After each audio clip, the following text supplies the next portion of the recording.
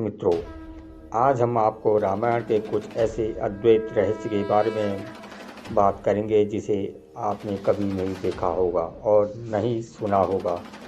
और यह रहस्य जानने के बाद आपके रोंगटे खड़े हो जाएंगे। जैसे हमें यह कहानी पढ़ने के बाद हमारे रोंगटे खड़े हो गए, उसी तरह आपको यह कहानी सुनने के बाद आपका रोंगटे खड़े हो जाएंगे।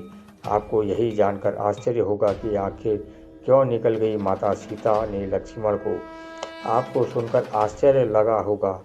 जब मैंने पहली बार यह कहानी सुना था तो मुझे भी आश्चर्य लगा, आखिर क्यों निकल गई माता सीता लक्ष्मण को। जब मैंने यह कहानी पढ़ा तो मुझे बहुत अच्छा लगा और मैंने सोचा आप लोगों के बीच शेयर ज़रूर करूँगा। तो चलिए यह कहानी क्या है आपको बताते हैं। वीडियो काफ़ी इंटरेस्टिंग है, वीडियो को पूरा ज़रूर देखिए और मेरे दोस्तों चैनल को भी सब्सक्राइब ज़रूर कीजिए। सबसे पहले इस कहानी का कुछ बेसिक समझ लेते हैं। जब भगवान श्री राम वनवास गए थे तो उन्होंने वहाँ अनेक राक्षसों का वध किया था। जब भगवान श्री राम ने रावण का वध करके पुनः अयोध्या लौट करके आए थे तो उनके स्वागत में पूरी नगरी को एक दुल्हन की तरह सजाया गया और उनके आगमन को एक उत्सव के रूप में मनाया गया। अयोध्या आने के बाद माता सीता को इस बात का ख्याल आया कि वन में जाने से पूर्व उन्होंने माँ सरयू अर्थात सरयू नदी से यह वादा किया था कि यदि वे अपने पति एवं देवर के साथ सकुशल अयोध्या वापस आ जाएंगी तो सरयू नदी की पूजा अर्चना करेंगी। इसी कारण माता सीता सरयू नदी की पूजा करने के लिए देवर लक्ष्मण के साथ लेकर के रात्रि में सरयू नदी के किनारे पर गई। माता सीता ने पूजा करने के लिए लक्ष्मण से जल लाने के लिए कहा। जल लाने के लिए लक्ष्मण जी जैसे ही घड़ा लेकर सरयू नदी में उतरे कि वे जल भरने ही वाले थे कि नदी से एक विशालकाय राक्षस निकला और राक्षस लक्ष्मण जी को निकलने ही वाला था कि भगवती स्वरूपा माता सीता ने यह दृश्य देखा और लक्ष्मण जी को बचाने के लिए उन्होंने असुर को निकलने से पहले स्वयं ही लक्ष्मण को निगल लिया। माता सीता ने जैसे ही लक्ष्मण जी को निकला कि उनका शरीर जल बनकर गल गया था। इस संपूर्ण दृश्य को महाबली हनुमान जी देख रहे थे।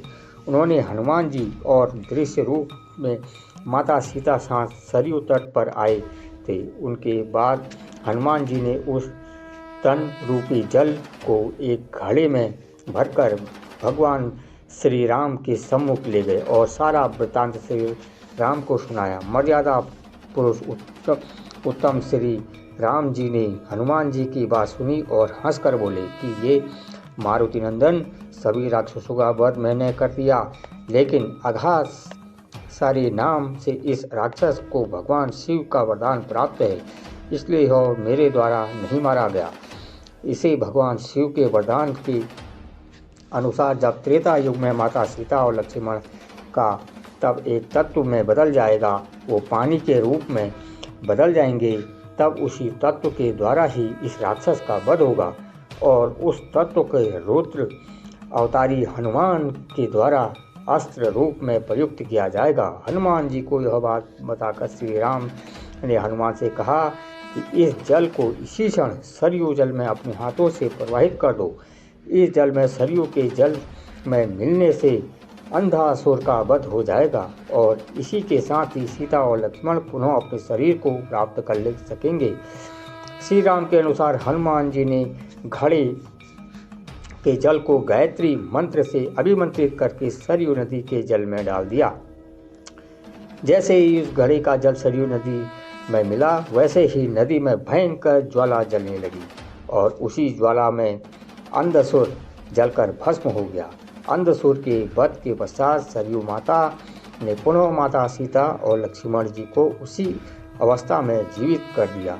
दोस्तों, यह कहानी पहले से पता था? कमेंट में ज़रूर बताइए और कमेंट बॉक्स में हर हर महादेव लिखना ना भूलें। जय सिया राम।